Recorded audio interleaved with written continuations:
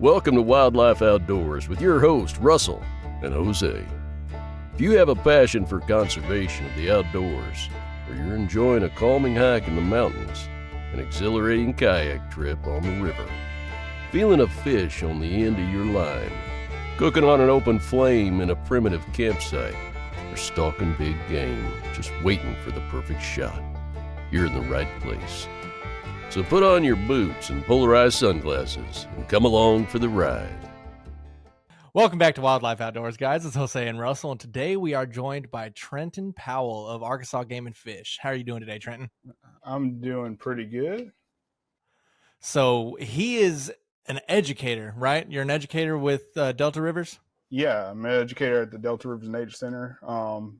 We're located in Pine Bluff, but I travel all over the state, teaching folks about wildlife and about doing outdoor recreation, outdoor activities. That's awesome. And we were talking before the podcast, and you said you used to work at a zoo prior to that, didn't you? Yeah, so back when I was in middle school, I actually started kind of in the zoo field as kind of like a junior zookeeper. So during that program and teaching people about the wildlife, the exotic wildlife we had in our education program there in New Orleans. And then after college, I actually worked at the Little Rock Zoo for a year and a half as an educator. Oh, nice. And kind of helped rebuild that program. That's pretty cool. That's awesome, man. What made you want to take the jump from zoo to Arkansas Game and Fish? So part of it was that nature center specifically, so Delta River specifically. At the zoo, I kind of fell in love with raptors, or birds of prey, working with them. I'd been introduced to it a little bit at the Audubon Zoo, but never actually got to handle them until I worked at the Little Rock Zoo, and the Delta Rivers Nature Center provided an opportunity to do that, full time. So I jumped on it. That's awesome. Y'all have quite the selection there. Well, we have everything from, different hawks. We've got owls. We've got 3 different species of owls right now. We've got a black vulture that we're working every day on training him. And he'll actually be a flighted bird, so we'll be able to fly him eventually from person to person. And then we've also got 2 bald eagles, and all non-releasable birds, so they can't survive in the wild on their own. Gotcha. That's pretty cool, man. So I've become a little bit of a birder, I guess, more recently, just due to the nature of my research a little bit. But what is it about like the raptors specifically? Since you worked at a zoo, you had a variety of animals to work with, but what was it about them specifically that you felt drawn to? I don't know what it was. I think I just have like a respect for the power they have.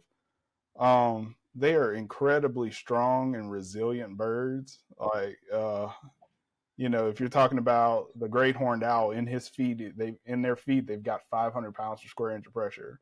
Like, there's such a power that they have. And then their kind of ability to eventually work with people.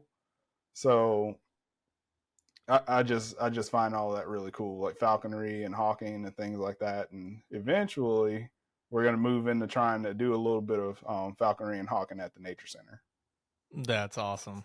That's super cool. Yeah, there's a falconry season for some birds here in Texas. I've always thought that it'd be the coolest thing to do, to be able to work with birds like that. But it's quite the time investment and stuff.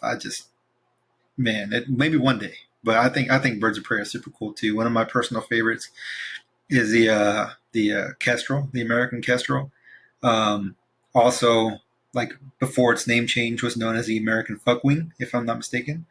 For whatever reason, don't know why, but pretty cool. And then there's one of my personal favorite birds in general. It's technically a passerine or a songbird, but it's called the logger-headed shrike.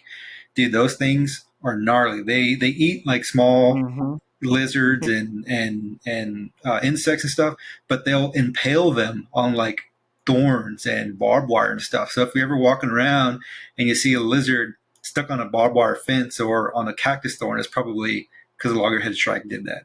It just kind of caches it. It'll stick them and then it'll revisit over time and consume it. It's pretty crazy. That's freaking nuts. Yeah, gnarly little birds. Yeah, we have a pretty good population of loggerhead shrikes here in East Arkansas. So as I'm driving, driving through East Arkansas, I always kind of pay attention and be looking up on the power lines and stuff, and I'll see them pretty occasionally. That's awesome. And American kestrels, they probably got that nickname because American kestrels are, for lack of a better term, little a-holes. They can be. They're fun birds, but they're little and they've got just huge personalities. Like I've worked with a few of them, and they all have just these giant personalities. I feel like Demo, the black vulture there at the Nature Center, has a huge freaking personality. Oh yeah. So the weird thing about black vultures, when you're like, which differentiates them from most of the other raptors, is that they're social birds. So they like living in pretty big groups, or at least, being around each other for longer periods of time. Whereas most of the birds of prey are completely solitary. Unless it's breeding season, they don't want to be near each other. So with them being social, I didn't know that. and being in a rehab situation, they bond to people really, really easily. They imprint super easily. I see. I don't know of very many black vultures that have been like successfully rehabbed if they've been raised as a chick, been successfully released, because they really do. They imprint very quickly. That's very interesting. Yeah, I think if I had to pick a favorite bird, it would probably be a peregrine falcon, only because of their speed, like the velocity that they can gain and hit the water and still sustain that to capture food just amazes the hell out of me. Yeah, over 220 miles per hour. Yeah, it's pretty insane. It's nuts. They'll hit a duck so fast that. Oh yeah. Have you ever seen that video where there's I think it's a mallard sitting on the ground, and then all of a sudden it just like gets knocked over, and you don't really see it in real time, but when they slow it down, it's because a freaking peregrine just like punched it and took off. I mean, it was insane how fast it just happened. Oh yeah, they're so fast that you can't see them really. And then they're so fast, if a mallard's flying or a duck's flying in the air, they can hit them, knock them out, and then catch them before they hit the ground. That's freaking insane. Which is pretty insane because they have to change direction to do that. Yeah, those things are insane. Pretty gnarly. I mean, birds in general, I think. So I had to take an ornithology class in undergrad. That by no means makes me an expert. In fact, I forgot about pretty much like 90% of what I learned. But it was part of our requirement for our degree. And I didn't really care much for birds, admittedly. Like, I only cared about the ones that I could hunt. And but dude, that class opened up my mind to just birds in general. They are super, like, when you think about them from like a physiological standpoint and what they can do and how they've evolved to become what they are, and which are like at least in case of the raptors, like these super efficient killing machines. I mean, dude, it's pretty incredible. And then even just like the songbirds, like their calls, it's essentially, I mean, it's just amazing what all has transpired for them to be what they are. They're pretty incredible little creatures. I love them, man. Ever since I took that class, it's really gave me a new appreciation for birds. Maybe that's why I've also taken to become a little bit of a birder here recently. They're also just fun to watch because, like Trenton was saying, they do have personalities. We were taught that we're not supposed to, I guess, like, acknowledge that animals have personalities. But if you watch them long enough, like, you can definitely see, like, they're very individualistic. It's crazy, man. It's pretty neat. It is. It's crazy. It's one of those things where you know, like you said, they say not to say that animals have, you know, personalities and stuff like that. And I mean, everybody sees it in dogs. Of course, dogs are man's best friend. But even when I had fish tanks in the past and stuff, and at one point I had a peacock bass that I got as a 1-inch fry, and that guy had a freaking personality, and he would come up and he would just interact. And this was when my youngest was, hell, probably a year old or so. Mhm. And like he would see us coming and he would flare his fins out, and you'd start seeing his colors start changing, and he would get pretty much excited and come to the glass. Granted, it was probably because he knew he was going to be fed, and I fed him live food. I'd feed him rosy red minnows, but he would just get extremely excited, and then he would, you know, pace back and forth on the front of the tank anytime we'd walk up to the tank, even if we weren't going to feed him. And he just had this real just excited personality anytime we came to the tank. So it was pretty awesome to see stuff like that just from, you know, a fish that, you know, could have grown to be a massive one, but he was just, you know, an inch or two long. So it's just crazy to see how different species and stuff like that are different. Cause I used to also breed African cichlids, and they had very different personalities than what this technically South American cichlid had. So Yeah. So any animal, if you spend enough time with them and watching them, like they're gonna display some sort of personality. Even, you know, a box turtle or, you know, anything. Mhm.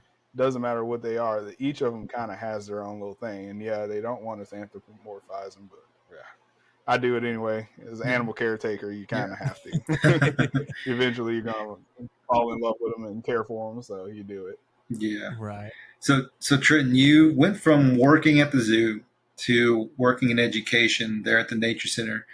Um, how did you find yourself into the field of, or being able to work with animals? Like, was that something that you just had an affinity for, like growing up? Like, were you exposed to, I guess, to nature and wildlife and stuff at an early age, or how did you find? I guess where does that passion come from for you? So yeah, I've always had a passion for animals, and it didn't really matter what animal it was, other than like mice and rodents. They're not my favorites, but um, where it came from, I don't necessarily know. I've just always loved them. So we growing up, like we had chickens and ducks and things like that. Um, so you know, always loved caring for those guys and taking care of those guys. And then, you know, we always had family dogs, loved those guys. And then horses like really became my thing. So growing up, I was anything I could be doing around horses, I was doing. So I was taking riding lessons for years, and then eventually I started volunteering at a therapeutic riding center, you know, cleaning stalls just to be around horses, and, you know, walking, leading horses just to be around them. So I've always wanted to do something with animals. First, I thought it was vet school, uh, but that didn't work out. But I was able to find another avenue for, you know, this passion basically, and that was animal caretaking.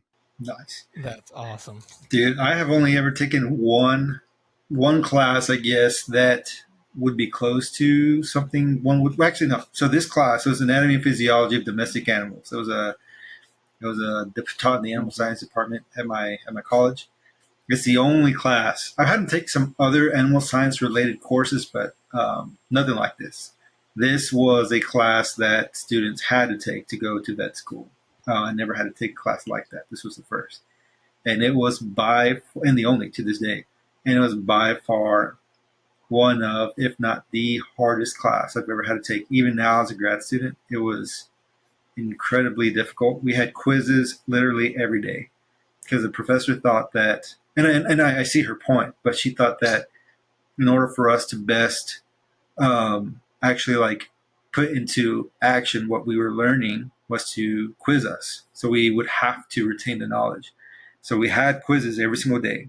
Our tests were two parts because we'd have a test like on a Monday, and then we'd have the other half on Wednesday, and then we would review it on Friday. So a week of testing essentially, because we covered so much material. Oh wow! And to make it worse, so I was in the wildlife program, and one of our required courses was A&P, anatomy and physiology. But there was like a biology section, and then there was an animal science section. They encouraged us to take the biology section because it was, I guess, more in line with what we would be dealing with. and not as intense. Essentially, it'd be a little bit easier. And the animal science course was obviously the harder choice, but you also had to have prereqs to take it.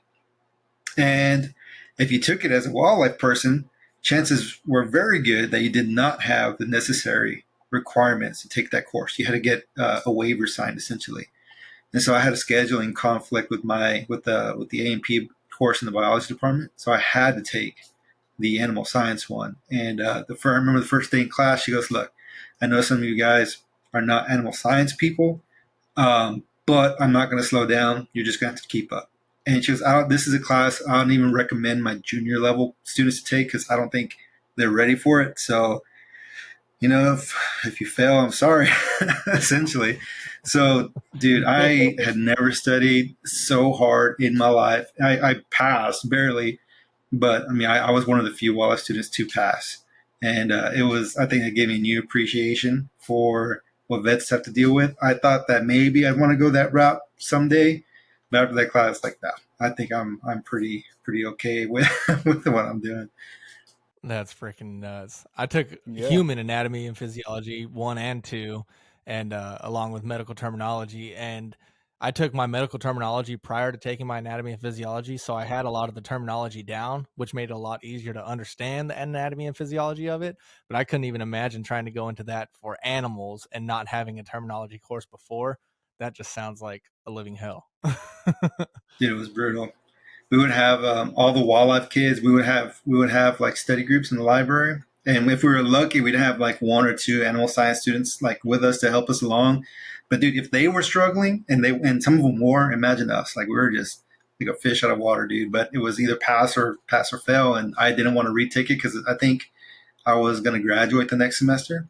If I passed, I was like, I am not retaking this course. So I had to do everything. That was the hardest semester in my life. I think I took 16 hours on top of that. And Holy shit. yeah, it was brutal. The thing about the animal world is there's so much variety. So you go from a dog to a coyote, and there's differences in their physiology. And you go from a hawk to an owl, and there's significant differences in their physiology. So that's part of that is just what makes it so hard is everything. You think, oh, we're learning about birds, like, yeah, if you're learning about two different species, they can completely change the game on you. So Exactly. Yeah. And some birds have backwards knees and stuff like that. Just simple things that are completely different. Even the way their feet are arranged, like woodpeckers, their feet look like an X so they can grasp onto things. And then, raptors' feet are changed, like are look totally different. It's wild, dude. And that's what makes, I think, wildlife in general just so interesting. Just those differences. This is what makes them so incredible. Oh, for sure. So we've talked about our love for animals and wildlife. So me and Jose have had a conversation previously on episodes talking about the dichotomy of the fact that we actually love animals, but yet we hunt animals. So what's your take on that? So I believe people are part of the food chain. We're part of this ecosystem. We have to be involved in it. So yes, we love animals. Like I love just seeing deer, but I want to harvest the deer as well because we're part of that food chain, and we do our part just like any other species of wildlife, like wolves and coyotes do their part to control deer populations. Exactly. So a lot of people, they oh, how can you love animals and kill them at the same time? I love and respect animals in the natural world, and I believe we're a part of that, and we have to be involved in it. Absolutely. And the way that I see it is, so there's a natural way of checks and balances in nature for species to actually, remain available. So back before humans started building roads and building towns, building cities and stuff like that. So there was natural predation where these wolves, coyotes, whatever the case may be, were, killing animals. So the mammal population was pretty much checked and balanced by itself. But whenever you start having, humans come in and build roads and displace wildlife and all this stuff, then that affects the predators, which then means there can be overpopulation. I feel like that there's, some people out there that, don't understand, or that don't really see the benefits of, population control. And they're like, well, before humans were here, before humans built this city like they did, it's like, well, yeah, but you got to think about all the predators and all the other wildlife that was ran out that messes up that total balance that was in that ecosystem. So I think there's some people that just don't understand that. And they're like, well, you shouldn't kill that animal. It's like, well, if we don't do this population control, because there's science that goes in to see how much we can harvest, and if we don't do that, then there's going to be overpopulation, there's going to be famine, there's going to be disease. Like, there's a lot more that conservation goes into in order to preserve the wildlife. But I just feel like, some people don't understand that. Yeah, like you're 100% right. We have to displace our presence, basically. So, like out west, recently in the last 10 years, there's been a lot of debate on wolves, and even like over where we've got the Red Wolf projects going on in East United States and the Eastern United States. Bringing wolves back actually helps wildlife. Yeah, it's going to be rough, and they're going to go after, occasionally they're going to go after livestock and things like that. But their presence helps offset the fact that hunters and anglers are in decline, especially hunters. In the last decade, hunting numbers have gone down 10%. Like, we need something else. We need help to offset that. We need more hunters, and we need more wildlife to help us out in controlling some of those deer and elk and things like that in those populations, those prey species populations. I did not know that the trend of hunters was declining like that. That's interesting to think about how the world is changing. I mean, we all talk about the younger generations and how they're living on phones and stuff like that, but I've never actually thought about how that affects, hunters and anglers and just the numbers of us out there. That's crazy to think about. So I'm going to play devil's advocate a little bit, but also because I think that, let me see how I can word this. So the argument for overpopulation and how hunting can control that, it's kind of conflated at times or overused, depending. I think for some species in some places that is true, but at the same time, I don't think it's something that can be said across the board, especially because hunters really, it kind of varies with who you're talking to. There are some people who will go out and, they'll try and tag out, try and get the meat in the fridge. And then there are those who are going after a specific animal. And if they don't see that animal, they won't shoot anything. So no one really knows how much or how many animals are truly being harvested, and how many, and whether or not that's really controlling the population. But now that being said, so it's been a long time since I've even had to think about this. So hopefully I don't get my facts mixed up. If anybody's out there who's a biologist can correct me, please feel free to do so. But when referring to mortality, they're generally like two types. You have additive and you have compensatory. Additive mortality, meaning that the removal of those individuals, or the removal of individuals, will have a direct impact on the total survival of the population. Compensatory, meaning that you can remove individuals from the population and without the survivability of the population being negatively affected until a certain threshold is crossed. So, like, for example, let's say that 20% of the deer population can be harvested before you start seeing a decline. Then 21% or 22%, once you hit that, then you'll start seeing a decline in the survivability of the population.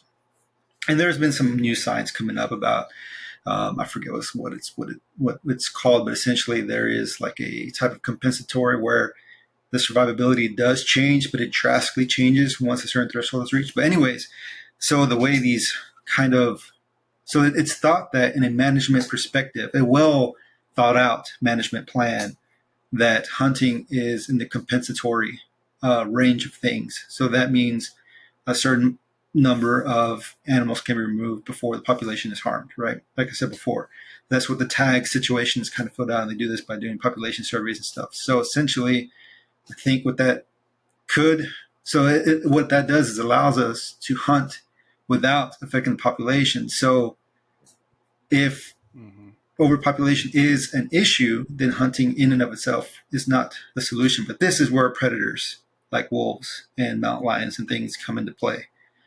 And so they can kind of help control that from when hunters can't, because we can't hunt deer year round, but they can. They don't know the laws of man, you know? So that's where I guess the checks and balances kind of come into play. But in addition to that, what hunting does do is theoretically, so the other part of the compensatory mortality thing is that as individuals are removed, theoretically, conceptually, there are more resources that can be allocated to the remaining individuals, which is, I guess, the compensation part of things, right? The population or the habitat or mortality is compensated for from other like mortality factors. So you have more individuals removed, but that means there's more resources for the remaining individuals. So there's more food, there's more space, more water, all that stuff that they need. So you should have a healthier population overall, which then would probably lead to like less disease and things like that, less competition, so less stress and all that stuff. But that's going into like the biological side of stuff. And again, I haven't thought about this in ages. So if anybody out there is, if I'm getting my stuff mixed up, please feel free to let us know. And please feel free to, fact check me, whoever's listening. But essentially those are the things. So I don't think the overpopulation thing is totally like the end all be all argument of hunting for sure. But it definitely does help. Hunting definitely does help. Not to mention the dollars raised from hunters, like the Pittman-Robertson Act. So there's a concise tax placed on firearms, on ammunition, on camo, on optic. Well, I don't know about camo, but on optics, anything that can be really used for hunting. There's a concise tax placed on it, and that goes towards habitat restoration.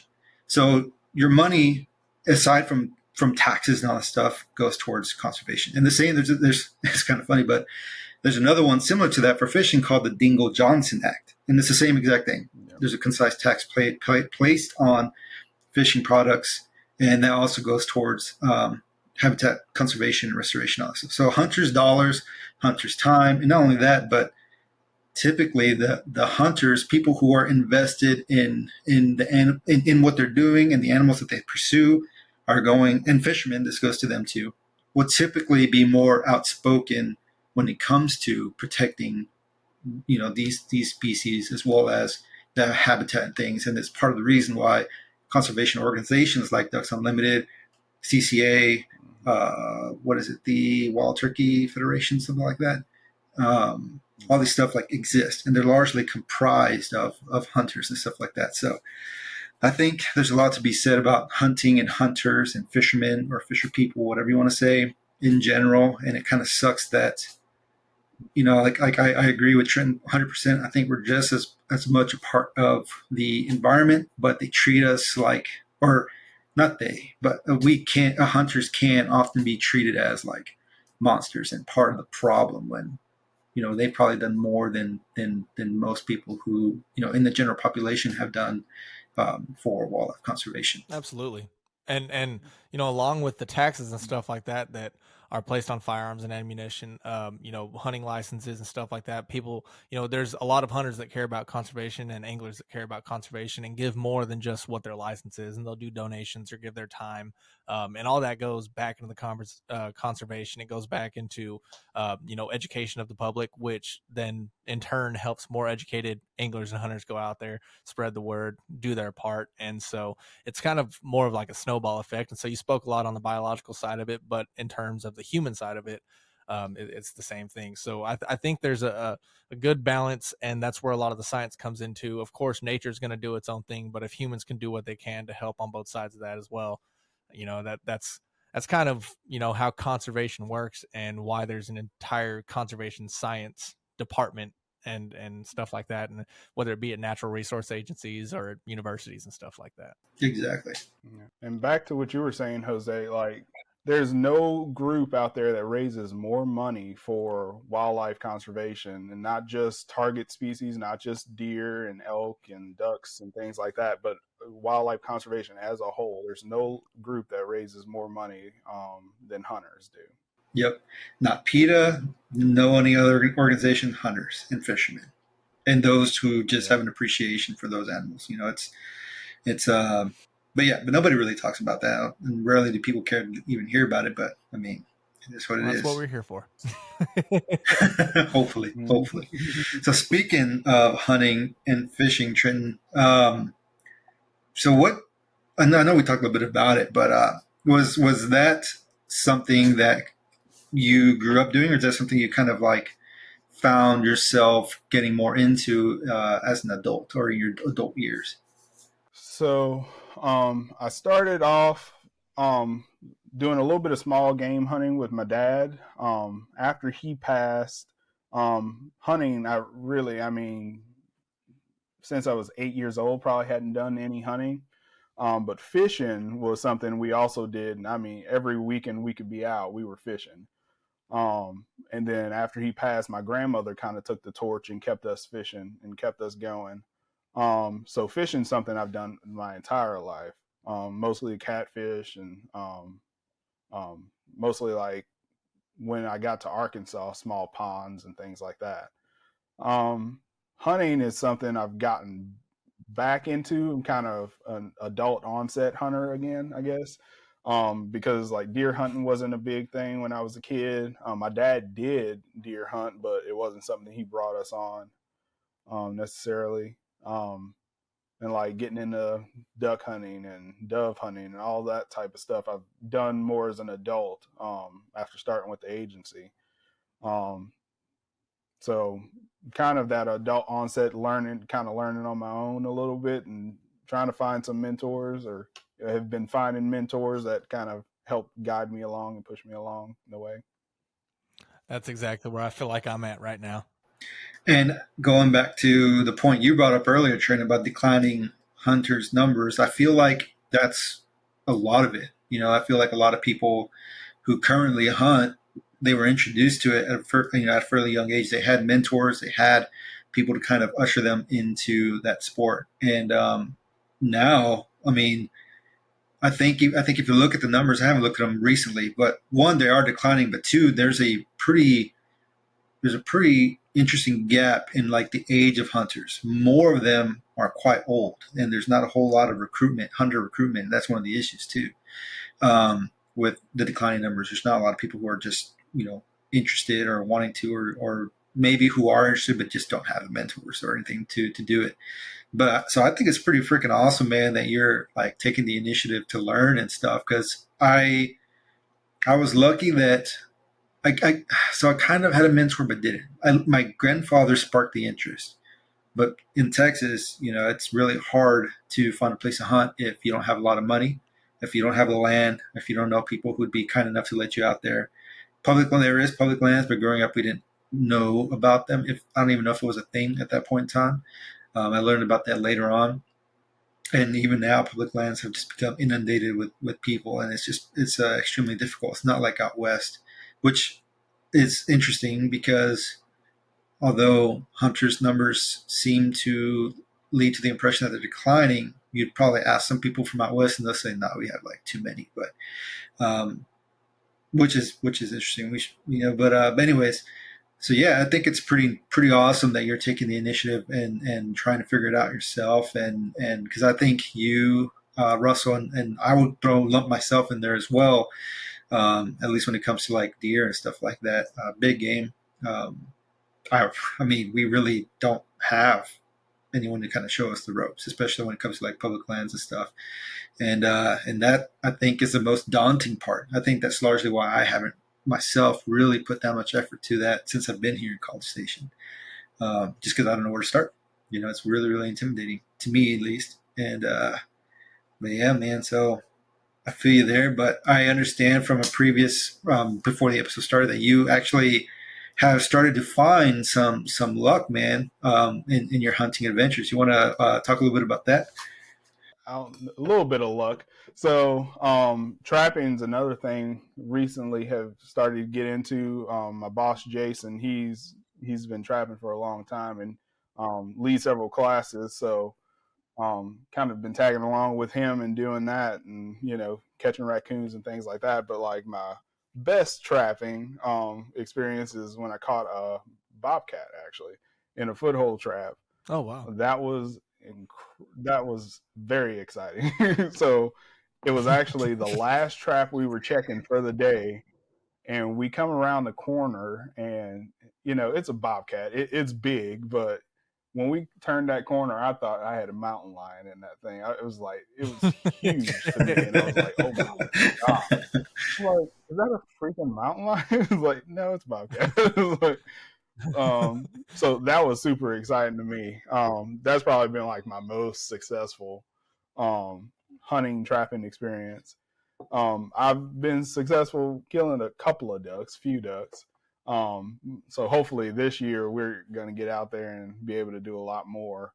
And then this year I had my best turkey run in. So I've been picking up turkey hunting and trying to do it a little bit, or not a little bit, but I've been trying to do it for the last few years. And this year I'd planned 3 days to take off and go turkey hunting. And then here comes the day, and the day before I get sick, and I'm talking about fevers and shaking. And it was bad. So I couldn't do that. So I got over it by the third day, was able to go back to work, but then, I had to work the weekend, so I had to work that Saturday. But I'm like, Sunday, I've got Sunday, and that was the last day of season. So I go out to one of our public land spots here, so Warren Prairie WMA. I've only got one day. I'm like, let's just try this out. And I know, like, turkeys they're skittish by the end of the season. Like, by the end of the season, everybody's tried every call, probably shot at them a few times. If that turkey's still standing, it's going to be skittish. So I wasn't thinking I was going to have a very good experience. I was just like, it's going to be a day walking in the woods. Like, we're going to try. We're going to be calling. We're going to be careful and stuff like that. But I'm like, nothing's going to happen today. So I'm walking about basically like halfway away from my truck. And I'm probably 2.5 miles in.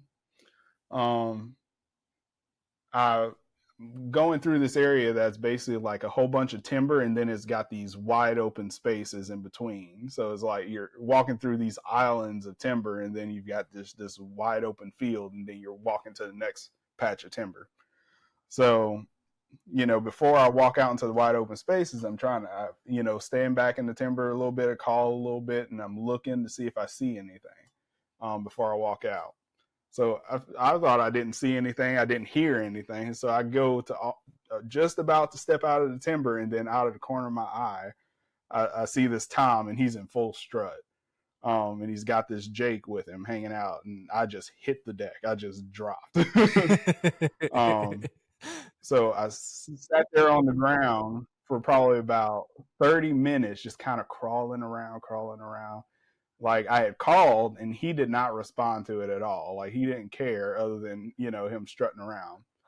But then he's working on this little hill. He's just kind of strutting around on this little hill, and then the Jake starts moving closer to me. I'm like, here we go. So this Jake, he comes up. I'm like, he's going to bust me. He comes up. He's like kind of looking in my area, but I guess he doesn't see me. I'm not moving. And he's a little bit suspicious. He walks around me, and he's within 20 yards of me, and I'm just laying on the ground. And I thought, like, at 1 second, I thought he saw me, but he didn't. And he just keeps on walking past me. I'm like, I might have a little bit of luck today. So the Jake goes, he disappears somewhere. And then here's the Tom. He comes down off this hill into the field, and, into the wide open field. So I'm just sitting there and watching him. And like I said, I'm here for 30 minutes just watching this guy. And then he goes to this other little hill that's got some brush on it.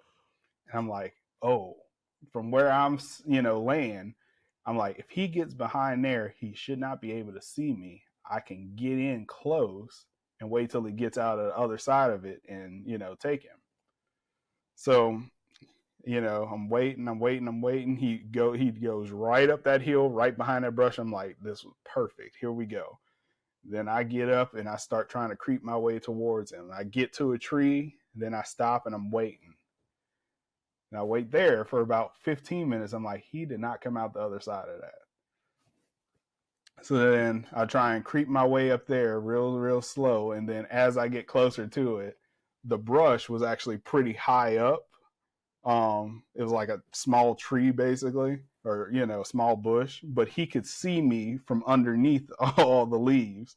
So as I started creeping up, he could see me and he just took off the other way. So he had a 15-minute head start on me. But that was about the closest encounter I had with a good legal turkey. So that was exciting. I was like, yep, next year we're getting more time. We're doing this again. That's freaking Dude, awesome. heck yeah. I've only ever been turkey hunting once. It was I was invited out to a ranch out in the hill country by my friend Todd. I don't know if you listen, Todd, but shout out, buddy, miss you. But Todd's a good dude, and I forgot how he met this gentleman, but I think it was his dad's friend or something. And so we went out there, and I can't remember what time of year it was. I think it was already kind of late into the season because these turkeys were like insanely skittish. And I've heard they have incredible eyesight. I don't know how good it is, but I hear it's pretty damn good.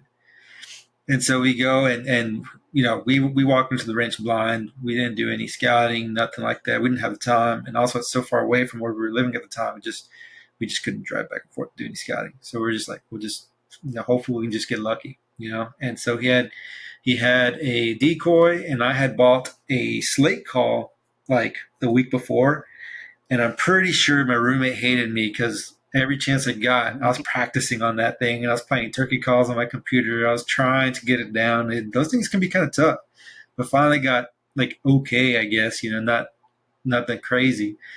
But we get out there, man, and we set up, and I mean, we just didn't see anything that day. And we were walking back to the cabin, and we saw some turkeys by a fence. No, sorry. We get back to the cabin, we had breakfast, and we're leaving the cabin, and we looked out the window, and there's some turkeys by the fence, like 200 yards away. We're like, dude, if we go out the back door, go all the way around, we should be able to at least have a shot. We're using shotguns, so, with turkey chokes, so maybe 30 yards, 40 yards max. It's like, that's all we need. Dude, the moment we get out that back door, I don't know if they saw us or heard us, but we just see them tearing off down the pasture. I mean, I've never seen a turkey run so fast. They were gone. And we're like, shit, okay. So we picked a spot out to set up, to put the decoy out. And then we sat down in some brush and everything. And Todd was on the gun first. So we're all camoed up and everything and tried to get tucked in as best we could.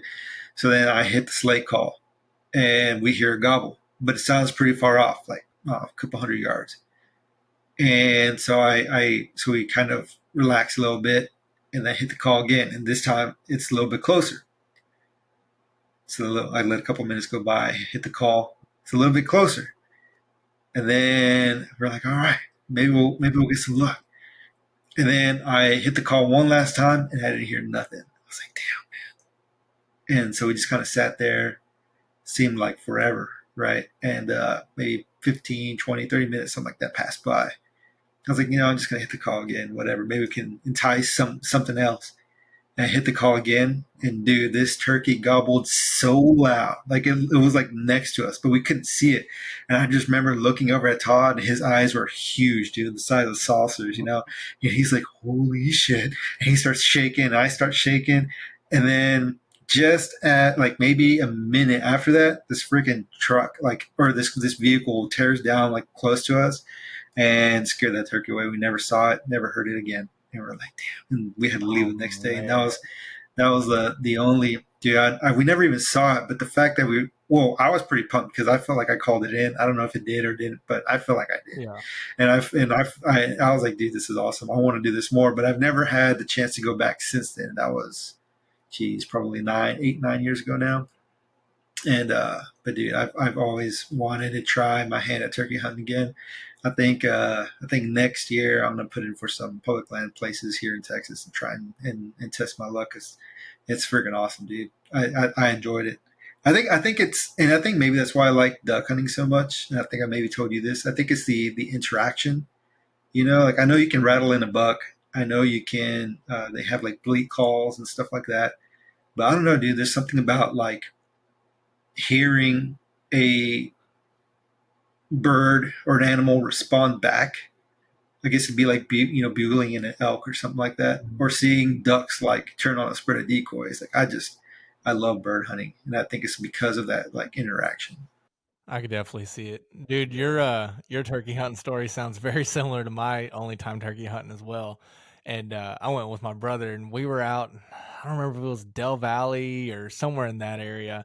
And we went out to somebody that if I'm not mistaken, it was somebody he knew that knew somebody. And so it was like secondhand, thirdhand property that we were on.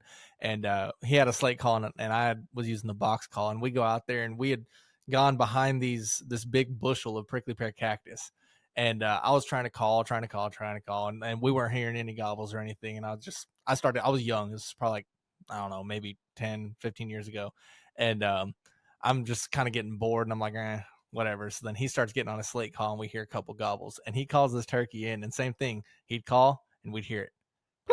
We're like, oh, okay, it's coming. And then he'd call again.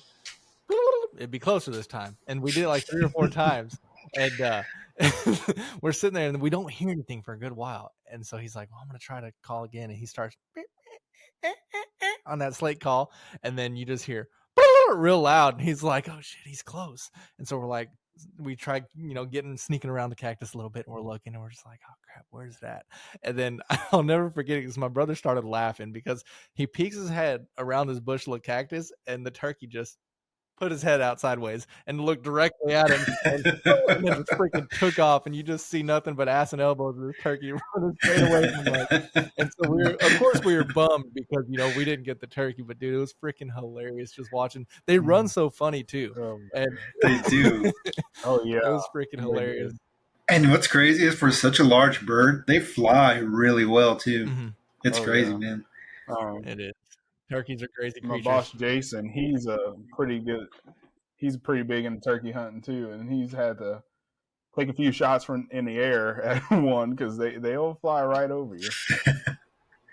That's crazy. Oh yeah, it's crazy, man. That's something I would really like to try and do again, is go turkey hunting. That was a lot of fun. Same. So when is turkey season for you guys up in Arkansas? So it is in the spring. So we are usually the last couple of weeks of April, last week of April, first week of May. So our turkey season doesn't last super long. It's like 3 or 4 weeks. Gotcha. And can you hunt turkeys with a shotgun and a bow, or like what are regulations? Or they kind of just depend on the unit also? So yeah, we're shotgunning archery. So I think it's pretty open. I don't think you're restricted necessarily anywhere. So I think if you want to shoot archery at a turkey, you can pretty much anywhere in the state. But shotgun is what's typical. There's not very many people in Arkansas that hunt turkeys with bows. Although I see that online a lot, and in Arkansas, typically people are using shotguns. Yeah. And archery with a turkey would be tough. Yeah. Dude, have you seen those broadheads? They're like little guillotines. Freaking crazy. Oh yeah, dude, it's nuts. Decapitating turkeys on the run and whatnot. It's wild. The broadheads are crazy. Just huge. The blades are just amazingly huge coming off of the front of those things. Right, like a 3-inch, 3.5-inch, freaking just massive. Yeah. Mm-hmm. I think if I were to do it again, I don't think I'm comfortable enough with my bow yet to do that. I'd definitely stick with the scattergun for sure. Oh, for sure. Yeah. Absolutely. Yeah. What does your turkey hunting setup look like, Trenton? So I've got a Remington 870 with a full choke in the front of it, turkey choke in the front of it. Plain old gun, I need to paint it. But it's just a plain gun, 28-inch barrel, wood stock. Nice. Yeah. Old Faithful. Yeah, those 870s are sweet, Mhm. man. That's the first shotgun I ever shot was a Remington 870. There was a time frame where Remington, where they were having issues with some of their newer model 870s. I had one. It was a 20 gauge. Luckily, I didn't have any serious issues with it. There was just one minor thing, like it wouldn't cycle some shells. It had some problems with Mhm. Fiocchis, but everything else cycled just fine. And dude, that thing was a blast. That was my Dove gun. I think to this day, it's been responsible for the longest shot I've ever made on a Dove, and I miss that gun. I don't have it anymore, but I miss that gun so much. It was a great little gun. I loved it. My Browning BPS 12 gauge has a similar issue. Yeah, mine does too. It won't shoot like really short rim stuff. Um, Mm-hmm. and it does okay with like brass rims. But it doesn't do really well with like the I'm guessing aluminum rims or what they're using, or if it's really Mhm. if it's a short Yeah, rim on it, it doesn't like it. that's exactly how mine was. I was looking back. Those Fiocchis had the low brass, like the really small rim one that you were saying. But then Yeah. all the other like the higher brass stuff, it was like which is fine. But which is fine because the Rios, I love running Rios in my gun. I still do. Um, they were mostly high brass from what I remember. At least what I put through the 20 gauge, and it was just fine. Yeah. But yeah, dude, that thing was sick, man. It was super light. I love 20 gauges in general. I think the next shotgun I want is probably going to be a double barrel or semi-auto 20. I have seen some turkey guns in 410 though, which is interesting. Mm-hmm. Um, but yeah, and then but they're made for like they have a I can't remember who makes it, but it has like a super tight choke. And there's a new, new to me because I didn't know about it, but there's like I can't remember what it's called, a heavy shot or something like that. So it's supposed to be denser than lead. TSS. Yes, that stuff. Yeah, TSS. It's supposed to be denser than lead. It'll make a 410 as deadly as a 12 gauge for a turkey. Yeah, it's crazy. That's insane. It's amazing how far like just technology and well, I mean, really anything, but particularly like in hunting and fishing has really come. Especially like ammunition. Like now, I saw this thing where they're having like rifle rounds with like polymer cases or something like that. I can't remember the name of the manufacturer. And Hmm. and then Hornady, I mean, years back, came out with that Lev Revolution stuff. So it has. It used to be that you could only shoot like blunted or rounded faced ammunition in those tube fed magazines because of primer strikes. But Hornady came out with that tip that deflects, so you can have like something similar to a ballistic tip, but um, with a rubber tip that kind of deflects and deforms, but then regains shape. So you can have a higher Mm-hmm. ballistic coefficient projectile in your tube fed gun without worry of like setting the next one in front of it off or whatever. It's pretty wild. And then the TSS shit, man, it's insane. And then now they have like in the archery world, they have that sight where you can like range something and then it automatically adjusts to account for that range. It's freaking crazy. Yeah. That's crazy. I think Burris makes it. It's wild, dude. Let's see if I Yeah, can I pull it think up. it's a Garmin. Oh yeah, Garmin makes one too. It is pretty neat. Like you can put the trigger on your grip, so basically all you're doing is drawing. You press, you range it, and it'll drop a pin, and you just put that pin on your target, and that's it. That's freaking Yeah, crazy. yeah. Garmin has one. Burris has one. It's called the Oracle 2. Mm. Dude, it's wild, man. It's almost $600. Jesus. That's insane. Yeah. Yeah, I think I'll just stick to my my traditional 3-pin. For How real. it works. First, you sight in at 20 yards. Then you sight in up to 2 additional distances. The rangefinder measures the exact distance to your target while at full draw. It instantly calculates the exact trajectory for the distance and shot angle. The sight displays a bright LED pin at the exact aiming point for your shot. Dude, that's interesting. Almost cheating in a way. Yeah, I it's feel almost like. cheating, but the fact that you still have to sight it in at 3 distances makes it a little less cheating, but I think it's still pretty much cheating. But I think what it does is, from my limited research, obviously, you sight in those 3 distances to give it to help it calibrate, and then from there for your specific arrow, broadhead setup, whatever. Yeah. And then from there you can adjust it wherever. And which is, I mean, I guess it's quite a process. I don't know how I feel about it. I feel like it is cheating. But at the same time, if it makes someone more, well, I don't know how it would make somebody more accurate. Because that's just not really how a sight works. Like the archer has to be accurate, you know? The pin just gives them an aiming point, really. Yeah. So I don't know if it would make somebody more accurate, but it does make it more efficient. Like, you don't have to bring a rangefinder, range it, put it back. You know, right. If you have a slider, slide it, or if you have a pin, you know, you draw back, all that stuff. But I think it is, I don't know. I have to think about this. I have to ruminate on this. Right. Cheating or not, I don't think I'd ever spend $600 on a sight. Man, I don't know, dude. If money were no object, I'd probably get a carbon bow with like victory, VAPs, TKOs, and then I don't know about broadheads. I haven't shot broadheads enough. And then I would probably spend $500 on a sight. I don't think I'd get one of those sights, but I'd probably get like a top of the line, I don't know, CBE or Axel or Spot Hog or something like that. Yeah, if money weren't an issue, that definitely changes stuff. But still, $600 for a sight.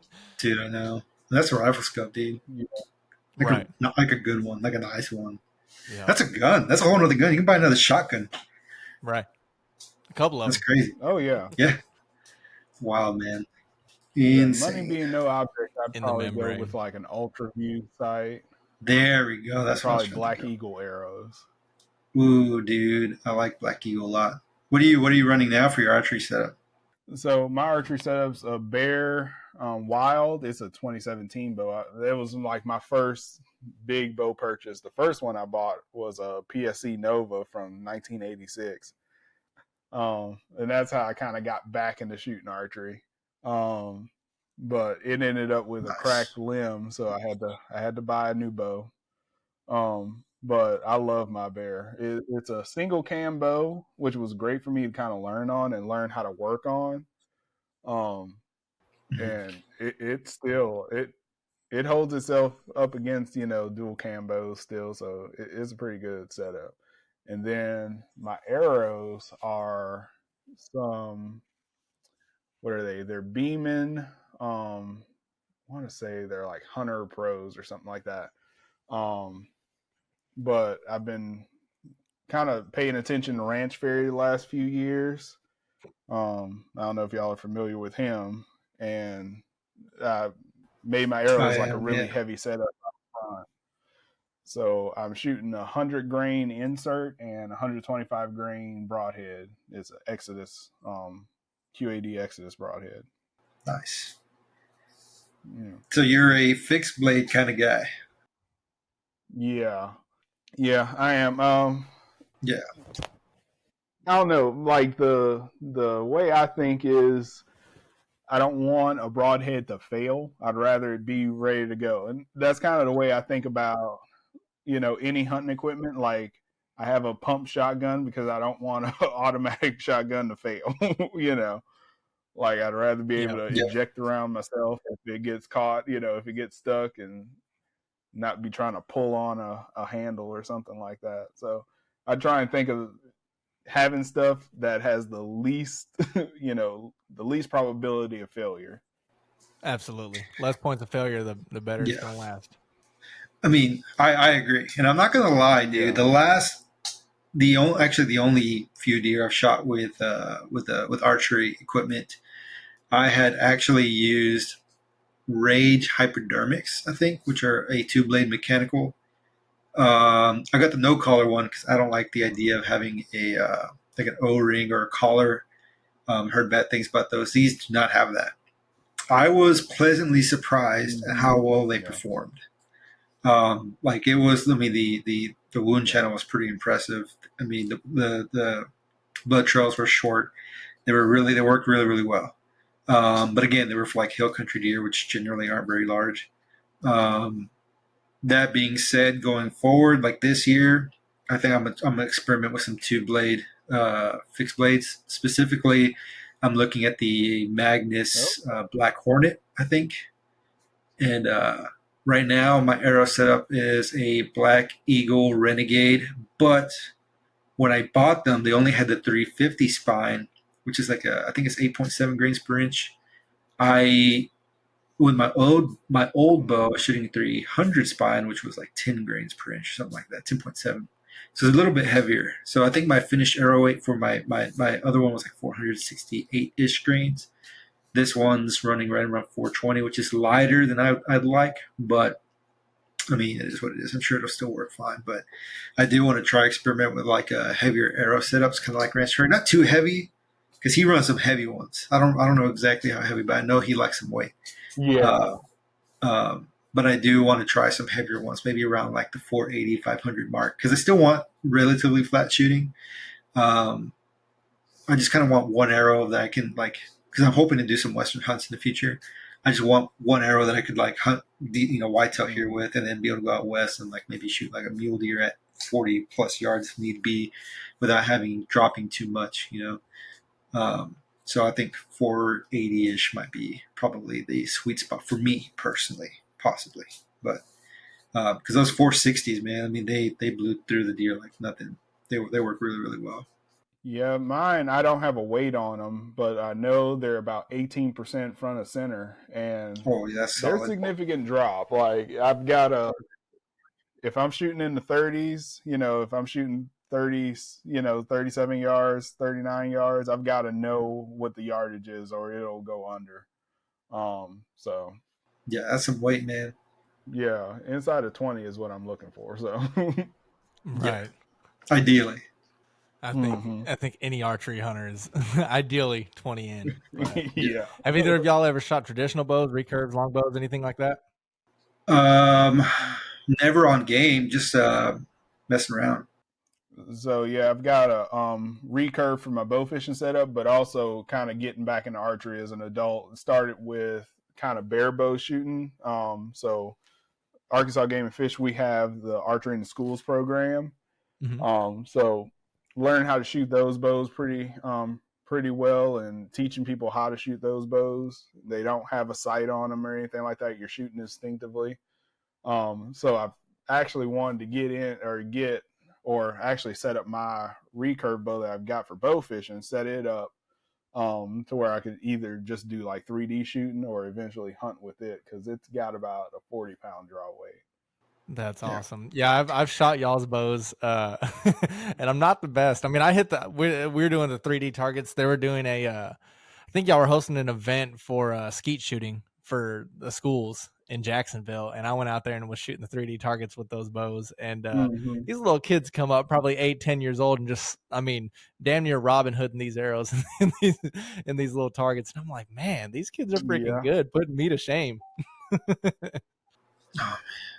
And I've taken those bows out on a 3D range, and you can reach out with them. I actually had a buddy. He just a couple things.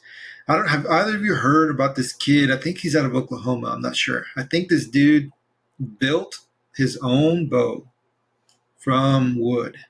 Can't remember what wood he used. And he used a flint, I think it was a flint tipped arrow, and he harvested a deer. Really? Yeah. Like, I mean, he did everything himself. I think he even built the arrows, but he did everything himself, dude. It was wild. I think it was in Oklahoma. Can't remember. That's freaking awesome. Wow, that is amazing. Yeah. Dude, that's something that I would want to do someday. I've always wanted to go and shoot, traditional bows. I don't know if it's, my Native American in me that just makes that seem so amazing, or maybe it's just because it's more gamey. I really don't know. I've always felt like I wanted to go do that, and I've never had the opportunity. Did y'all hear about Jonathan Moreland harvesting that public land elk here in Arkansas? No, I hadn't. Yeah, he drew his tag this year, and if I'm not mistaken, I think him and his team were the first in the modern day age to harvest a public land elk in Arkansas with a traditional bow. And I'm That's hoping to awesome. get him on the podcast soon. But Well, yeah. dude, I was like, God, that seems like a freaking hunt of a lifetime. Dude, that's Oh yeah. insane. I'm trying to get him in that close. Oh man, that's amazing. Yeah, yeah. I was like, God, that would be freaking awesome. Hell, I just want to go up to the North Arkansas and just try to get some pictures and videos of those elk up there, because there's a lot of areas that you can't hunt them, but they go to feed. And I think we said this on a previous podcast that me and Jose didn't know that there was elk in Arkansas, and we were driving up to the Buffalo, and I was like, did I just see a freaking elk crossing sign? What the hell? I was like, maybe they just ran on a whitetail signs or something. But yeah, we researched and found out. I was like, oh shit, there actually is elk in Arkansas. It's crazy. Yep, we've got a small herd. They're up around the number's probably around 500 to 600 now. Rocky Mountain elk that were brought here in the 80s, I want to say. I see. 1986. Have you ever seen them, Trenton? Oh yeah. So for a few years there, I was going pretty much every year around actually like October. Is kind of like the big season for them, and we have a nature center up there, it's Ponca Elk Nature Center, and they would ask for people to come up and help because they get really, really busy. Even though Ponca is tiny, it's a tiny town, but they get really busy in October because people are coming to see the elk. So I would go up there and help them out and go see the elk in the morning, hear them bugle. They're pretty awesome. It's incredible. I have never seen a wild elk, I don't think. One day, hopefully. We've seen high fenced elk Yeah. in Texas before, in the hill country out by Fredericksburg. But yeah, I don't think I've ever seen wild elk before either. We're on the tail end of kind of that season, but you ever get a chance, come on up here to Arkansas, you'll see them. Should go, Russell. Up on Buffalo Dude, National we need to make another trip. Actually, I might be going to the Buffalo, not this coming weekend, but the weekend after. So Really? yeah, we're still debating on what we're gonna do the weekend of the 18th, and if the weather's not horrible, I'm thinking we might go to the Buffalo, do a little short camping trip. So Nice. I feel like it's due. I mean, I don't know. I just got back from a sabbatical on the coffee side, but I mean, who's gonna say no to the Buffalo? You know what I mean? For sure. Yeah. You gonna try and do any sneak in any hunting or fishing here lately, Trenton? Or here soon, I should say. Oh yeah. So the week of Thanksgiving, I've got a couple of weeks off. So Thanksgiving week and the week after. So even though I'm bow hunting, I'll be out there wearing my orange, trying to make something happen with a deer. So you said even though you're bow hunting, so as an archer, you don't have to wear hunter orange in Arkansas? So as long as there's no gun season open, you don't. But when there's a gun season open, everybody has to wear orange if you're in a zone that has an open gun season. So you have to wear a hunter orange hat and your vest. And if you're on public land, if you're using a ground blind, you have to have orange on the outside of your ground blind as well, visible from every side. Dude, so that just reminded me of something. I'm a part of this hunting group on Facebook. I don't know why it's not a thing here in Texas. At least nothing that I've read has indicated that it is. But this guy wrote this post on that page. He was saying how he was hunting public land, and he had this spot, and he set up a blind and everything. He never seen another soul in that area, so he went in there, and he was hunting and everything. And he got in there before dark, just got to his blind, whatever, got set up. Sun came up. He had a buck on camera that he had been chasing. Buck never came through, so the guy never took a shot. He was just sitting there. But he noticed that just across the field from him, there was this structure. He he never really noticed before, paid too much attention to. And he said he was looking through his binoculars or something, or a rifle scope, can't remember. And it happened to be another blind. Luckily, the hunter was not in there. But he's like, dude, in his post, he's like, imagine if that buck would have walked through. He goes, if he would have shot, never saw that blind. I mean, that blind was right, was right across the way, or or vice versa. That got shot. I mean, it could have just been a mess. And he said ever since then, he's going to put his hunter orange or whatever. And I was like, dude, that's something I personally have never thought of when going public land hunting or anything. But so PSA to anybody here in Texas or anywhere really who's doing public land stuff, might not be a bad idea to put some hunter orange on your blind or tree stand or whatever, just so folks know where you're at. Definitely good to know. I never thought about that. And, like I say, for Arkansas, this is a regulation. You'll get written up. You'll get written up here in Arkansas if you don't have it on. If you're on public land and you don't have hunter orange on you and on your blind, your ground blind. Now, if you're elevated, that's a little bit different. But if you're on the ground, if you got a ground blind, you need to have it. That's crazy, man. So if you're elevated, say you're in a tree stand, you don't have to wear your hunter orange? You still have to wear your hunter orange. You just don't have to have like something on your tree stand. Gotcha. Typically, you're visible. Okay. Makes sense. So yeah, your hunter orange kind of works as that. Yeah. Makes sense. Well, I did not know that, but I never thought about the ground blind thing. That's definitely that would suck to be shot at or shot, unknowingly. Dude, yeah. I mean, I've been shot at with a shotgun. Yeah. Right. Like during dove season. Yeah. Sorry. Pellet. Yeah. Oh yeah. Dude, like a projectile going that fast, like whipping past your ear, like cracking. Oh my God, dude, forget that. That would scare the crap out of me. Yeah. So any other public land advice for folks who may be wanting to enter the field during gun season, Trenton? Yeah. If you're getting up into a tree stand, have a harness and be connected to the tree from the time you leave the ground to the time you get back on it. So as a hunter ed instructor, it's part of my job. Every year we get a hunter incident report. So it compiles all the hunting accidents that happen all throughout the year. And we get it in like one kind of nice little pamphlet, so we can take them to classes and teach people about them and tell people what's going on. It also gives us an idea of what we really need to point on in classes, because people aren't following this particular safety rule or this regulation. So, and that's always every single year, falling from a tree stand is the number one incident. Really? Majority of the time, that's what's happening out in the woods. People falling out of their tree stands, and it's either not wearing a harness, or they have a harness, they're not connected to the tree, or the tree stand is in disrepair. Like people strap up a tree stand on a tree and then they never check those straps. And if that tree stands up for 2-3 years and those straps are out there for 2 or 3 years, getting just sun-baked and degrading, eventually they'll snap and you get a tree stand fall over. That's some solid advice. And there are some pretty tall pines here. I couldn't imagine falling out of one of them. Oh yeah. Yeah. And the thing is, it doesn't take much. And especially, you're up there with a firearm or you're up there with a bow with a sharp, broadhead. It doesn't take much to really hurt yourself.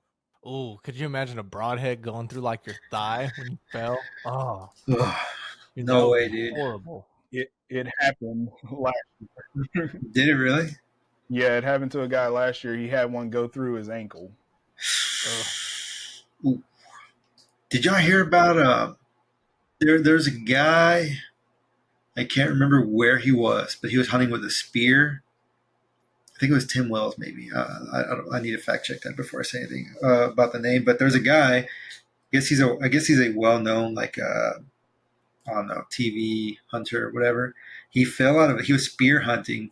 I think he fell out of a tree, and either the spear landed on him or he landed on the spear, but went through his leg. And I don't know if it cut the artery or not, but the dude was almost bleeding out. And luckily he survived. But dude, I was like, and he might have been in Africa too. Let me double check. Dude, that would suck. Could you imagine going on the hunt of a I hadn't lifetime heard and of then that it just one. turning tragic for something like Yeah. that? Like, that would suck. Just the roller coaster of emotions you would go through. Yeah, and you're out in the middle of nowhere, especially if you're in Africa. Yeah, so Tim Wells, it is Tim Wells. Okay, wow.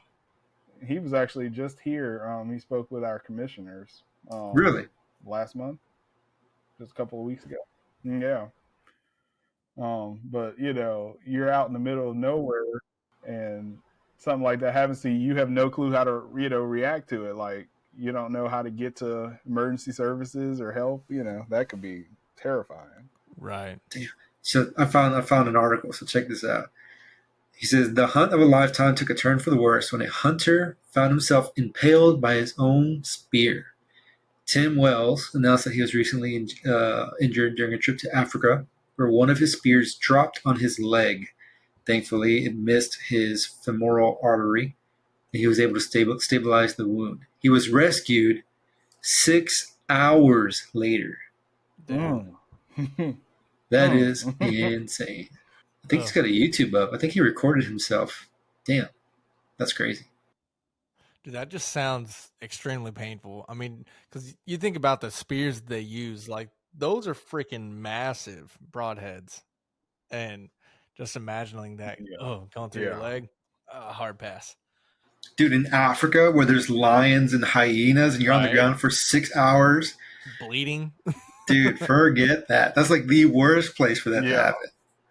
Right. Or accidentally stabbing yourself while spearfishing in Australia with great whites. That would suck. I mean, that's essentially what happened, just on land. Yeah. God, dude. Yeah. That's That crazy, does not man. sound like fun. So I guess since we're along the same vein of just like hunter safety in general for hunting season, I'm not a hunter educator by any means, nowhere close. But I would say just from the talking about the hunting blind situation on public land, know your target and what's beyond. Make sure you're shooting at what you're supposed to be shooting at, like a deer. Don't get excited when you see stuff moving. Take the time to look at what you're doing. Know what's beyond your target. Just be safe. And when you're crossing fences or if you have to crawl anywhere, probably be a good idea to unload your firearm as well. Not put it on safety, but actually unload your firearm. Because I've heard and read many stories where a gun fell over when they were trying to cross a fence, or whatever, and they got shot, or their partner accidentally hit the trigger, or their dog accidentally hit the trigger, or whatever. Unload your firearm. Just take a little bit of time. I don't remember where I heard it. May have heard it on another podcast, but there was an accident somewhere. I believe it was last year where a guy was duck hunting and his dog had set off the shotgun in his truck, and they found his body, deceased from his dog setting off his 12 gauge in the vehicle because the gun wasn't on safety or unloaded. You would not believe how often that happens. Like a dog jumping in the back of truck or side by side and setting off a gun. It happens a lot. Really? Yeah. So yeah, y'all be safe out there, folks. Yeah. All it takes is a little bit of your time, but it can literally save a life, if not your own. So just take some time. Exactly. Firearm safety is extremely important. Also, if you're going to be hunting public lands or something like that, let someone know where you're going. Drop a pin. Share it with somebody. Share your location with somebody. Take a GPS unit with you, or one of those, what are they called, those SOS things. Just because you never know what's going to happen, especially when you're out in the woods, especially if you're going by yourself. Exactly. Well, we're coming up on time, the time limit for the episode. So, is there anything else that you want to talk about before we go ahead and get off here, Trenton? If you're in Arkansas and you're wanting to learn how to hunt, definitely check out Arkansas Game and Fish. We're doing a lot right now, like we were talking about with declining hunting numbers. We're doing a lot right now to try and get people into hunting. Those people that don't have mentors, in their lives, find us. We've got stuff going on. We talked a little bit about it earlier before the episode, but like We've got some duck hunting opportunities through different programs that we have, like becoming an outdoors woman or check in at your local nature centers. They have some duck hunting opportunities. So if you want to learn how to do that, dove hunting, we do the same thing. Squirrel hunting as well. I teach a class. Actually, I teach a class for bow hunters. So people that may have never touched a bow before but want to learn how to bow hunt. I take about 6 or 7 students every year, and we walk them through a whole year of archery, basically. So we start with, learning how to shoot, getting a bow and actually working on it and setting it up themselves so they know how to do most of that work. Then practicing and shooting 3D, even shooting tournaments, and then taking it out into the field. So if you're interested in learning any of this type of stuff, fishing classes, anything, check out the Arkansas Game and Fish Commission. Check out our website, agfc.com. And we're here to basically teach you whatever you want to learn. We've got somebody that can teach it. Yep, and there's nature centers all over the place, so just find your closest nature center. Also, if you go to our website, we have a link to Arkansas Game and Fish in our partners section. So if you scroll down, go to our partners, you can scroll through, and Texas Parks and Wildlife is linked there, as well as Arkansas Game and Fish. So those are the 2 states that we're most active in. So we have links to their websites. Go straight to their landing page, and you can find your resources there. And then also in the description of this episode, I'll go ahead and put Delta Rivers Nature Center Facebook linked in there. So you can just go to the description and go directly there if you're in the Pine Bluff area. Heck yeah. So we got some fun facts to share with everybody. I was really excited about this guy. Sorry. So this is going to be, this would have already passed by the time anybody hears this, but I was listening to a podcast on my way back from the field today, and I thought it was really great. And I found out in that podcast that it is National Gar Week. So National Gar Week this year is November 6th through the 12th. And I have some fun facts to share with everybody. So fact number 1, there have been 7 gar so far that have been described. Those are the alligator gar, which are native to Texas. Do you guys have them up in Arkansas? Are they native there? Yep, we sure do. Actually, right now is we have the trophy alligator gar tags, or the permit application period is open right now. Is open through to the end of the year. So if you want to kill one that's over 3 feet, you can apply for that permit and possibly get a chance. Sweet. And I actually have some more fun facts about that in a second. Well, related to that. So alligator gar is 1. Number 2 is a short nose gar, which I don't think I've ever seen. Long nose gar, which I have seen. Some spotted gar. There's also a Florida gar, a tropical gar, and a Cuban gar. And supposedly gar are very, very good to eat. And in some places in the world, they eat it there, where I think it's like Central America, they said. They eat it, like it's as common there as salmon is here. Like they love it down there. And and going back to what Trent said, so alligator gar, aside from that, I've had friends who have eaten it. I've never had the chance to try it myself, though I would love to, who actually love it. And so one of the ways they like to eat it is by preparing like essentially gar balls, which are like I guess similar to like a fish cake. So those are supposed to be pretty good. One of the many ways you can prepare it.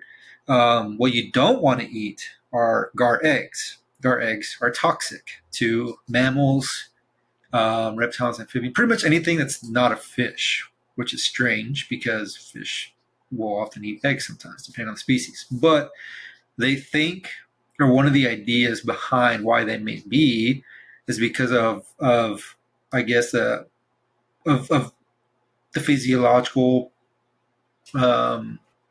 adaptations of gar. Like gar can thrive in oxygen with low water and stuff like that, where many other fish can't. So they think that because they're able to do well in conditions where other fish cannot, there's not really much there's not really much of a threat for the eggs to be eaten. So they don't really, I guess, need to evolve the adaptation for that kind of protection. Whereas birds and mammals and things would be more of a threat. So they think that's one of the reasons why the toxicity in the eggs is affects, mammals and other things except fish more so, which I found kind of interesting. I don't really know the science behind that. I don't know if there's been any papers or anything written on that, but that's just one of the leading theories anyway. Also, in I guess regarding eating gar, their scales are insanely hard. They're composed of a material similar to that of enamel, which is what our teeth are made of. So you would have a lot of people who do this. I've heard people taking like a grinder and breaking through the scales that way. People take 10 snips, pretty much anything that's not a fillet knife to get that thing open. And then once you're in there, you can use a fillet knife to take the meat off and stuff. But you got to break through the skin first. And because the skin is so hard, and there has been historical evidence of Native Americans using scales from larger fish as arrowheads for hunting and things like that. That's very cool. Yeah, dude. And I think there was in that podcast, they said that there's some research going into, I don't know if using the scales themselves or something similar to it, and how like how the scales were like, I guess, integrated on the fish, or meshed together, whatever, in hopes of producing like a body armor for like personal defense and stuff like that, which is wild. And then they also use the scales for jewelry. Like you can buy like gar scale jewelry, like brooches and things like that, which is pretty crazy.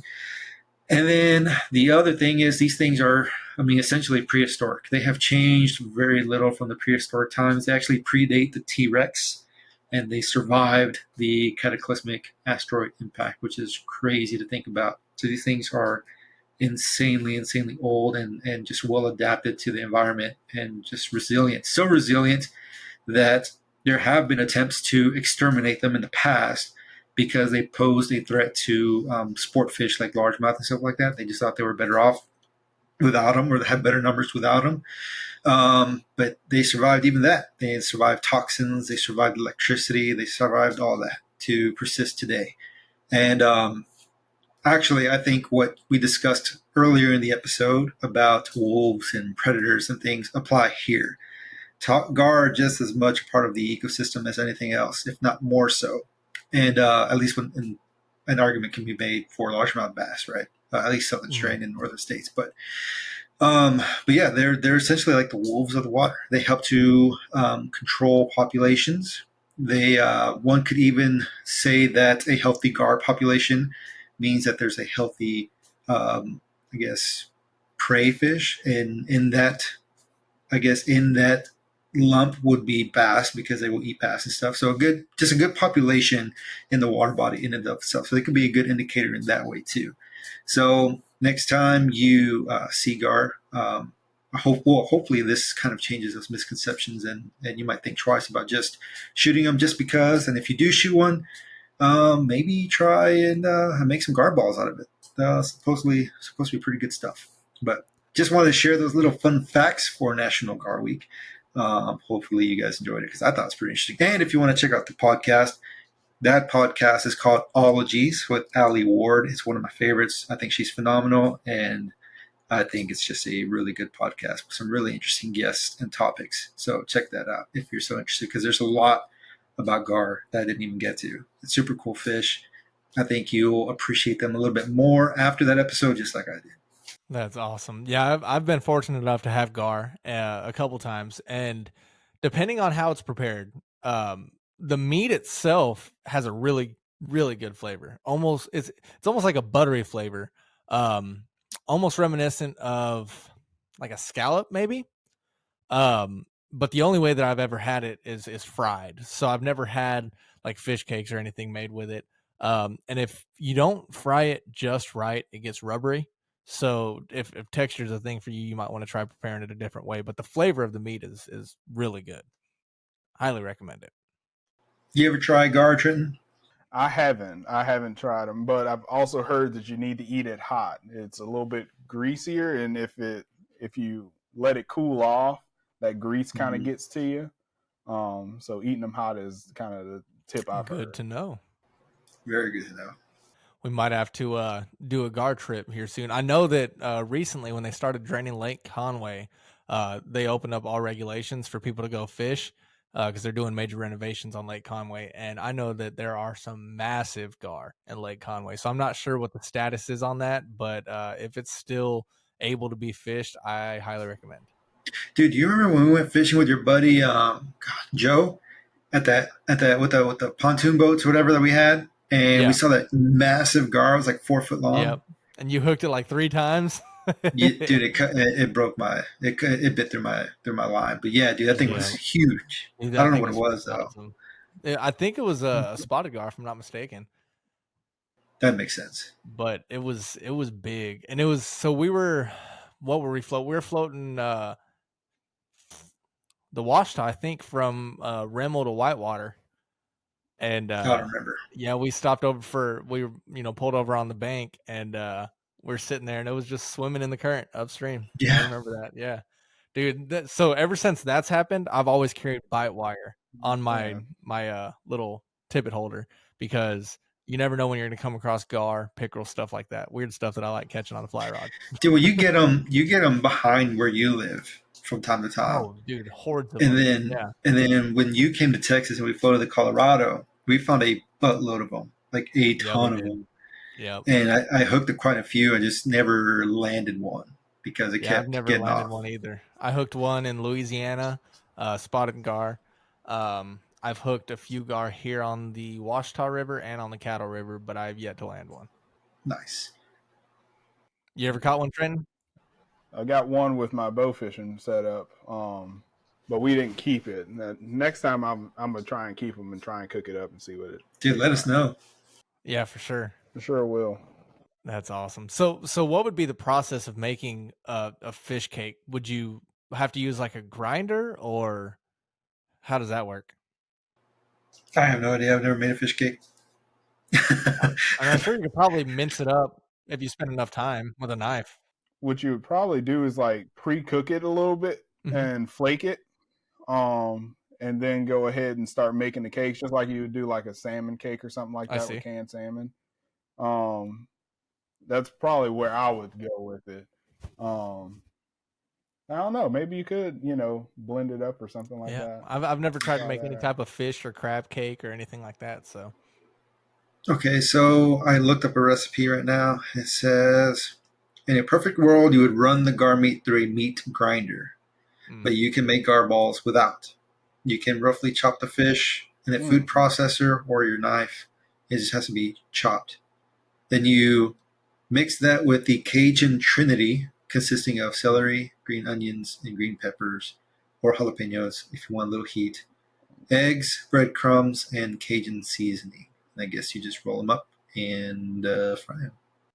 Yeah, that sounds phenomenal. Now my mouth is watering. And then you put some Cajun gravy on there. Whew, dude, we got to do this. You got to do this. That's gonna happen next time they're out here. They just drained the lake or lowered the lake. I think they lowered it 5 feet this year, so I don't have any water behind my place. But next spring, I'm definitely making it happen. Dude, let's do it. Gar, catch and cook. Hell yeah. Yeah. You want to come help out, Trenton? Oh yeah, for sure. It sounds like a class idea. Right. Start working on that. So speaking of classes, do y'all? I know we're trying to close it up, but I just want to share my thought before I forget. Do y'all have any classes for like game to table type stuff, like processing and cooking wild game and fish? Yeah, we sure do. So we do fish pretty often, catfish. So catch, cook, and clean. We've also done deer before. We've done squirrel before, frogs before. So we've tried with a lot of different species. So as we just kind of think of stuff and try and figure it out, we do them. So yeah, we've done all sorts, and we've even had some out of pocket ones. So we've got a guy that he works further in East Arkansas, and he's kind of our go-to for a lot of cooking classes. His name's Will Hafner over there at Cooks Lake, and he's done like raccoon stuff. He's done all sorts of stuff, just stuff that's kind of out of the box. He's made squirrel into egg rolls and all sorts of So things. speaking of squirrel, have you heard of the squirrel cook-off, the big festival they have up in Missouri? Yeah. So we actually hosted it here. So it was in Springdale. They hosted it just maybe a month or two ago. Yep. There's one here in Arkansas. Maybe it was up there. So I was listening to the Ozark podcast, and they're based out of North Arkansas, Missouri area. They travel all over the Ozarks, but they were talking about the squirrel cook-off. It may have been the one in Springdale, but it was around that time frame. And they said that there's like all sorts of different types of cuisine, whether it be Indian or, other Middle Eastern, types of food, Asian food, stuff like that, all made with squirrel. And I was like, God, that makes me want to go up there. And so I think I might try to volunteer for it next year. That's awesome. Yeah, that would be a fun trip because it's usually a lot of fun. People are really, festive about it. And they're, like you said, they're really creative about the different recipes, and there's all sorts of little competitions. Like there was a squirrel cleaning competition. And actually our small game biologist, program biologist, he actually won it this year. Oh, nice. Really? That's awesome. Kind of cool. Yeah. That's pretty awesome. Jose, you should come up for that next year. We should go up there as a podcast and try to volunteer, maybe, help out one way or the other. I think it'd be fun. Dude, I'm down. Sweet. Well, other than that, is there anything else that y'all want to cover before we go ahead and get off here? I shared my fun facts. I think I'm good. No, just thank you guys for Hey, we appreciate you on. You're welcome on anytime. It was a pleasure having you on, and it's nice learning some stuff from somebody that actually educates for a living. So we appreciate you spending your time with us. Yeah, man. Thanks for coming on. It was a blast, and hope to have you on soon or sometime in the future, and maybe even do some fishing and hunting with you up in Arkansas at some point. Yeah, that sounds great. Thank you guys. Yes, sir. Y'all have a good one. This has been Wildlife Outdoors. Thanks for listening. Follow us on Facebook at Wildlife Outdoors and on Instagram at wild.life.outdoors. Let's go live life on the wild side.